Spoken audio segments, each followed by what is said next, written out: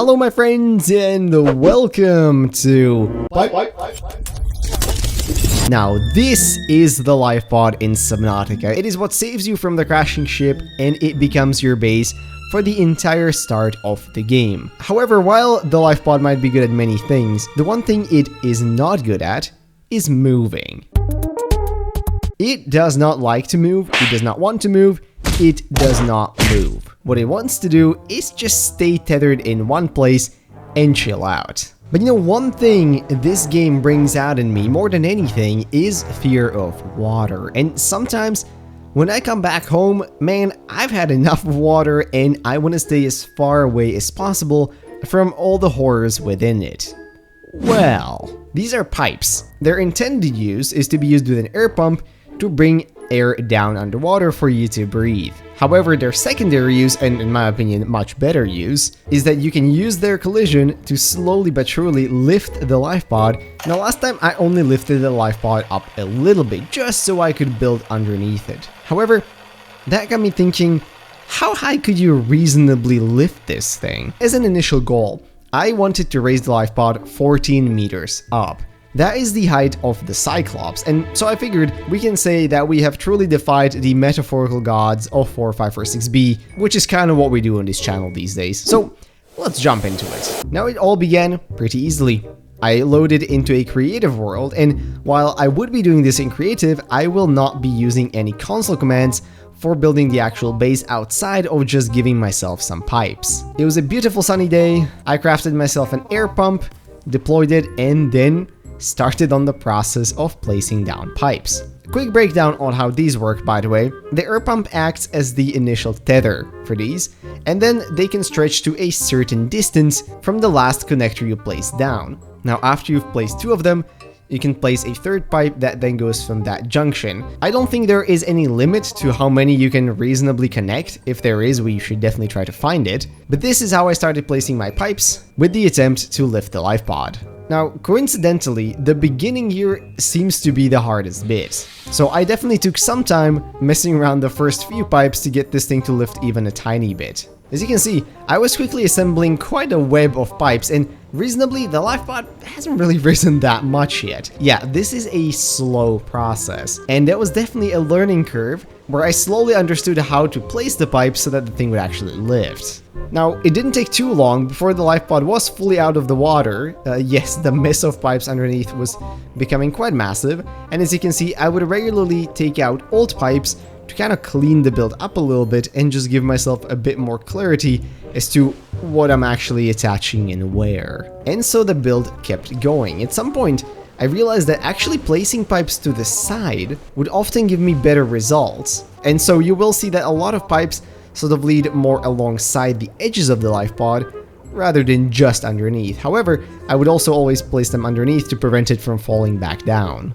I was making pretty good progress, and at this point, I started to do something that was very necessary, which was building myself tiny platforms to walk on. The LIFEPOD was now cleanly outside of the water, but realistically this might have been only like a meter up, and I was now understanding how much of a challenge getting it even a few meters up would really be. Oh yeah, I would also be using console commands to reset it today so that I can see better. You can also sometimes see that the pipes would actually knock me down underwater, which would definitely become an issue as we went on and the build got higher.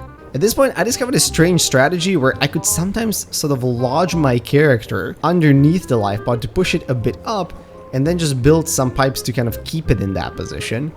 This didn't always work, and I couldn't really figure out what was making this work or breaking it. It did help me get some height under the LIFEPOD at the beginning though. More and more you're gonna see me build these small platforms that I can walk on, and unfortunately you can also see here how quickly you can lose progress if you take away the wrong pipe. But the build continued. At this point the LIFEPOD might have been maybe 3 meters out from the water. Oh yeah, the ship decided to explode, but whatever, we have more important things to do.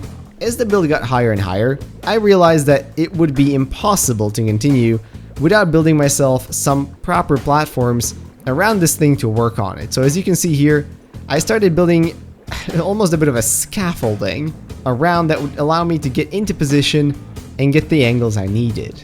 And the build continued. At this point, we were maybe about 5 to 6 meters up, And the strategy hasn't really changed much, but I was able to clean up the build a little bit, giving it this swirly tornado shape, if you will, which is something that you will only see expand from here on out. You can also see me traversing more of the scaffolding here. Funny enough, the more I played, the better I got at traversing these pipes, and by the end of this one, I was actually surprisingly proficient at running alongside these. Now, occasionally, I would do stuff like this. Here, I just managed to impale the life pod onto a pipe somehow, and it would begin this little wiggle, which is kind of dangerous because I was always a little worried that it might just tip off and slide down from the whole structure. So whenever this would happen, I would be pretty careful about placing more pipes, and I would try to kind of push it to the side to get it to a better angle. You can definitely see it doing some wild movements here, and it was always a little scary waiting for it to settle. But the strategy continued same as before. Here you can get a glimpse at the structure we are building. It is looking quite majestic, if I say so myself, but still not quite at the goal. Here you can see my improved scaffolding, which was getting ridiculously long at this point. Of course, it would continue to grow this way, and so falling off actually became a real issue, since it would take quite some time to get back up there. You can also see I adopted the strategy of always trying to lift the side of the life pod that was dipping down the most, and that way trying to keep it leveled. Now at this point, I decided to actually build some compartments alongside it, and I'm pretty sure it is at least 14 meters up by now, but I'll be honest with you, it just didn't feel like enough of an accomplishment, so I decided to up my challenge height to be 20 meters from the water surface, which would feel like a pretty nice round number at least. You can see a lot more of the building process here. I'm probably speeding it up for you in the background. Yes, my scaffolding was getting ridiculously long. Yes, this structure was looking absolutely insane. But hey, it was kind of still working. You can see some more life pod jumps here. These would happen pretty regularly by now. It didn't seem to get any worse the higher up the life pod was. It just seemed that occasionally a pipe would, let's say, trigger it, and then it would just start kind of humping the air for a while. And then we reached what I like to call the Conundrum Stage. Yeah, the entire life pod tilted basically 90 degrees sideways and just started violently shaking, and I'm not gonna lie to you, I was kind of thinking this might be it. Yet again, you can also see my ridiculously long scaffolding at this point that I was traversing to get up there. And yeah, I just tried anything in my power I could to flip the life pod the right way up.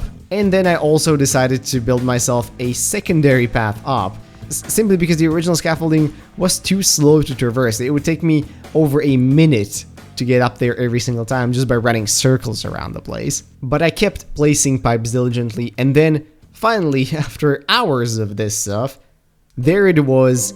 I jumped down and I looked up, and the life pod was 20 meters up from the water surface. So is there a limit to this? It honestly doesn't seem like there is. I don't think the life pod was getting any more jittery. I think if you really wanted to, you could probably lift it all the way to over 8,000 meters up. It would probably take you a year. Now, I don't recommend anybody do this, but hey, if you're like severely thalassophobic and you just really hate the water, this seems like a good strategy. I don't really know what the final count of the pipes was. I mean, I kept picking them up and kind of cleaning up the build, but I still must have used several hundreds.